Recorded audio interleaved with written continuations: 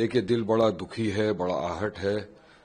Ayatollah Syed Ali Khamenei जी शहीद हो गए, उनको शहीद कर दिया। जालिम नेतन्याहू और ट्रंप ने बम्बार्डिंग करके एक जाबाज शेर को शहीद कर दिया गया। इन्ना लिल्लाहि व इन्ना इलैहि राजिऊन। हम दुआ करते हैं अल्लाह सुब्हानहू व तआला मरहूम को जन्नत में आला सला मकाम दर्जा अता फरमाए, और हम इस दुख की घड़ी में हमारे तमाम शिया भाइयों के साथ, तमाम लोगों के साथ कांधे से कांधा मिलाकर खड़े हैं। और हम इस घटना की कड़ी निंदा करते हैं कि एक षड्यंत्र के जरिए आपने बम्बार्डिंग करके ईरान में इस तरह की घटना को अंजाम दिया। देखिए, रमजान मुबारक का पाक मुकद्दस महीना चल रहा है, मुसलमान नमाज पढ़ रहे हैं, रोजा रख रहे हैं, इबादत में लगे हुए हैं, और उस दरमियान के अंदर ये ज़ायनिस्ट रिजीम जो है, ये नेतन्याहू और ट्रंप ने ईरान के ऊपर हमला कर दिया। और यकीन मानिए वहां पर हमला किसके ऊपर किया? एक स्कूल, प्राइमरी स्कूल, जिसमें 7 साल से 12 साल तक की बच्चियां जो पढ़ने गई थी, वहां बम्बार्डिंग करके उनका कत्ले-आम कर दिया, नरसंहार कर दिया। 108 बच्चियों की हत्या कर दी। उनकी स्कूल की बैगें देखिए खून से लथपथ, यूनिफॉर्म देखिए खून से लथपथ सब जगह दिख रहे हैं। ये टोटल जिनेवा कन्वेंशन का उल्लंघन है, ये इंसानियत का कत्ले-आम है, ये नरसंहार है, ये जुल्म है। और अफसोस इस बात का हो रहा है कि इस जुल्म में इनका समर्थन कर रहे कुछ हमारे मुस्लिम देश।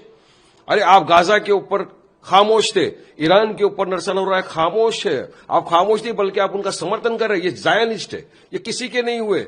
आज इनकी तो कल तुम्हारी बारी है।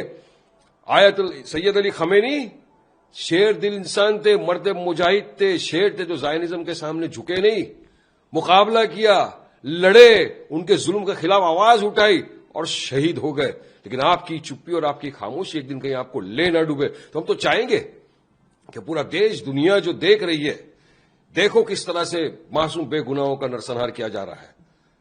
और इस वक्त भारत देश को भी उचित कदम उठाने चाहिए।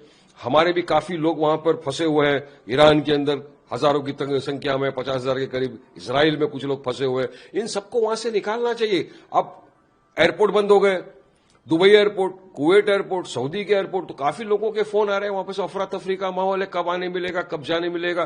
कुछ लोग उमरा में गए थे, वो अटके, कुछ जाने वाले, उनको कुछ पता ठिकाना नहीं है।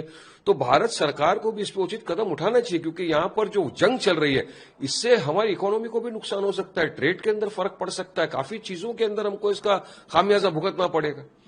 तो ये तमाम चीजों को मद्दे देखिए, जंग किसी भी समस्या का समाधान नहीं है, लेकिन इस तरह से इनका जो जुल्म बढ़ता जा रहा है, जुल्म के खिलाफ अगर अब सबने आवाज नहीं उठाई तो कब उठाएंगे?